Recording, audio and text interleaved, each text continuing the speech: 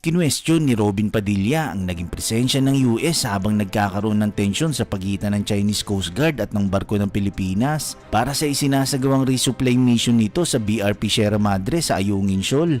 Sino po kaya ang pwedeng sumagot kung kasi po nung huli tayo po ay nakapag-deliver ng supply sa ating mga kababayan na sundalo dun sa BRP Sierra Madre. At bagamat nandun pa rin po yung mga dayuhan na paikot-ikot doon, paharang-harang, pero nakita po ang presence ng US Navy, yung kanilang eroplano. Totoo po ba ito? Nandun po ba talaga ang US Navy? Palipad-lipad doon? Yes, sir. We acknowledge, sir, yung presence ng Poseidon aircraft during the first and the second RORE.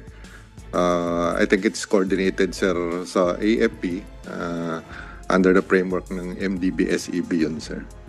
Okay, Chairman, may tanong ko lang po kasi US Navy, armed forces na po nila ito, di ba? Ng Amerika. Yung ating po, yung gamit ng dayuhan ay Coast Guard. Wala po ba tayong nababiolate doon? Na ang Coast Guard po kasi parang civilian din naman yan in nature.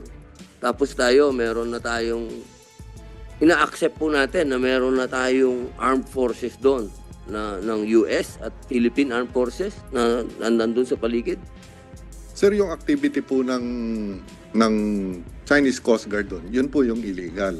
Yung pong presence ng US military at saka ng Coast Guard and Philippine military doon sa exclusive economic zone natin is within our right po.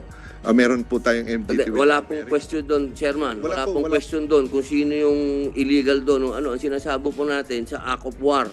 Wala naman. Hindi po ba yun parang tayo halimbawa, ang itinapat sa atin ay civilian lang, ang tinapat natin ay armed forces na. Hindi ba po yun parang one step forward tayo?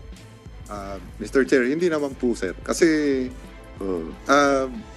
yung meron naman pong klarong definition ng Act of War. At saka titignan natin, sir, yung Chinese... Ano po ba yung klaro sa inyong Act of War? Pati ba paliwanag din sa amin? Armed attack po yung as defined po ng Article 51 po ng United Nations. Klaro Di ba civilian ho yun? Civilian ng Coast Guard. Sa Umaaligid-aligid yung sa armed organisasyon forces. po ng PLA Navy, yung Coast Guard po is under po ng PLA po yon, pati po yung mga Chinese militia vessel.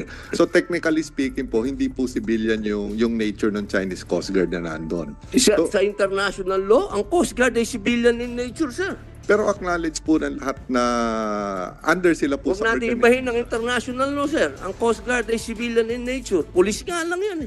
Pulis ng karagatan. Yung sa atin po yun. Pero yung Dapat sa kanila ho, hindi yung pulis karagatan. Coast Guard, sinasabi po ba natin, sir, na ang Coast Guard ng China ay hindi civilian in nature? Sir, nandun po sa mga findings sa mga international law expert, including kung titignan natin yung organization ng People's Liberation Army Navy. Sir, Army Navy po ang sinasabi nyo, Chairman. Ang sinasabi ko po, Coast Guard. Under po sa kanila yung Coast Guard, yung militia. Kahit naman po ito, under ninyo ito, armed force. Hindi po Civilian in nature. Sir, binibigyan nyo ng ibang ibig sabihin ng Coast Guard. So, ibig nyo sabihin ng Coast Guard, iba ang definisyon ng China. Opo. Wow, Talaga lang, Papa, Rato kayo nagtataas ng kamay, sir. Chairman, nagtataas ng kamay. You have anything to say, Admiral Abu? Yeah, Mr. Chair, being the representative of the Coast Guard, I think I need to pitch in something in the discussion about the Coast Guard. In our country, the Coast Guard is well under the Department of DOTR Transportation, but we are claiming to be the third and uniform armed service of our country. The Coast Guard of China is under the Chinese Military Commission. The Coast Guard of the U.S. is under the Department of Homeland Security of the United States. So this is almost similar to what military is doing. And Chairman, maputol ko lang po kayo. Opo. Hindi natin pinag-uusapan yung definition ng country. Definition ng country natin, definition ng country ng China, definisyon ng international law kung ano ang Coast Guard. Okay? Kung ano ang tinatanggap ng international law sa Coast Guard. Ang sinasabi niyo po ba, Admiral, hindi pa po dapat na kayo ang dapat nagpapatrol doon? Para po nyo bang inaamin na hindi nyo kayang pangalagaan ang ating dagat at kailangan natin ng US Navy? Sir, sagutin nyo po. Simple lang naman po yung tanong ko, Chairman. Yeah, Mr. Inaamin po ba natin na hindi natin kaya? Kailangan natin ng US Navy doon, paikot-ikot. The reason why we are asking for the support of the national government in modernizing the Coast Guard because the Coast Guard right now is entrusted with the national government in handling the issue in West Philippine Sea. Hindi po natin pwedeng sabihin na hindi natin kaya. Kinakaya po natin. We are mastering the much needed courage, determination, and patriotism of our Coast Guard personnel in the area.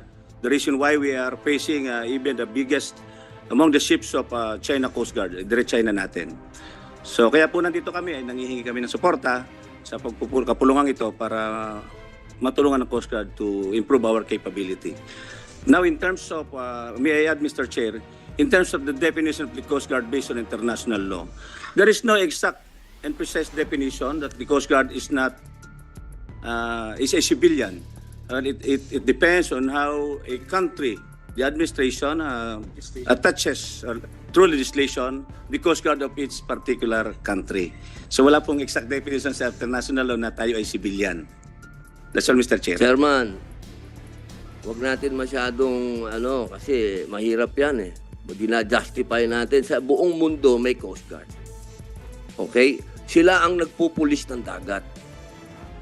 Ang armed forces, andyan yan pag-gera na. Wag natin ibahin eh. Kasi na tayo eh. Ang hirap naman natin na para naman tayong yan eh. Hindi naman kayo ang re-respond. Nangyari na po yan sa Scarborough Show sa panahon ng administrasyon dati. Alam naman po natin yung nangyari dyan. Nung naglabas kayo ng gray ship, naglabas na rin ng gray ship ang China, kaya nga nagkaroon ng standoff dyan eh. Matuto din po tayo sa nangyari. Hindi naman po pambihira naman mga kapatid ko. Ang sinasabi ko lamang po, at gusto ko lang malinawan ng lahat, inaamin ba natin na kailangan na natin ng Amerikano dyan? Yun lang naman po eh. Simple lang. Yun po ba? Andun na po ba tayo? One step na po ba tayo forward, mga kapatid? Mga kasama namin sa armed services. Yun po ba? Talaga po bang eto na tayo? Nandito na tayo. Kasama na natin sila. Nandyan na sila. Siguro gustong tukuyin ni Senator Robin na Yusek Madriaga kasi naging successful yung resupply mission natin sa BRP Sierra Madre just a few days ago dahil merong US aircraft na nag-orbit dun sa West Philippine Sea. Is that the main cause? Bakit naging successful yung resupply mission natin? Dahil meron presence ng aircraft ng Amerika? Kasi kung wala, ang siguro ang gustong tanongin ni Senator Robin, kung wala ba yung presence na US aircraft doon, hindi magiging successful yung resupply mission natin sa BRP Sierra Madre. Thank you, Mr. Chair. Hindi po. Ang naging successful po yung RORE natin is dahil sa katapangan at galing ng ating mga Coast Guard at Philippine Navy personnel at saka yung mga civilian personnel na nandun sa Unay sa May na Yung presensya po ng Amerikano doon is tulong lang po yun sa maritime domain awareness at parang may eye in the sky na nanunood ng buong pangyayari. Did we request the presence of the US aircraft there? May coordination po sa AFP but kahit po pala yung sino tayo bang humingi ng tulong o sila nag-volunteer? Anong coordination at pwede pong tawagin si J3 pero pwedeng sagutin po, sir, wala po tayong inaamin at hindi po tayo aamin na hindi natin kaya yung trabaho. Medyo may Amerikano o sinong ibang bansa po kaya po ng Philippine Navy, kaya ng Philippine Coast Guard po yan. Hindi po tayo susuko dyan kay may Amerikano o wala. Hindi po tayo aamin. na hindi natin po kaya. Kakayanin po natin kahit ano po yung gamit natin. Yan lang po yung gusto namin i-manifest dito sa... Chairman, patutunayan ko po yun dahil ako hindi naman ako Coast Guard, hindi din naman ako, civilian lang ako pero nakapagdala ako ng supply doon sa iyo. Opo, yun lamang po. Kailangan lang po nating linawin talaga kung bakit may Amerikano doon. Yun lang po ang gusto kong linawin talaga, bakit handa na ba tayo doon sa usapin nang naglagay na pumayag na tayo, paano kung nagpalipat din ngayon ng dayuhan doon ng eroplano din nila? Ano po kayang reaksyon natin, Chairman? Ano Mr. po ang Chair? magiging reaksyon natin kapag sila naman ang nagpalipat na doon, nagpaliparan na sila doon? Tayo na po naipit sa gitna. Yun lamang po, Chairman. Kasi kung tayo lang po, kaya natin, sir. Kayang-kaya po natin. Nandun ako eh. Nakita ko, sir eh. Kasama ko kayo. Nakapag-deliver ako ng supply doon.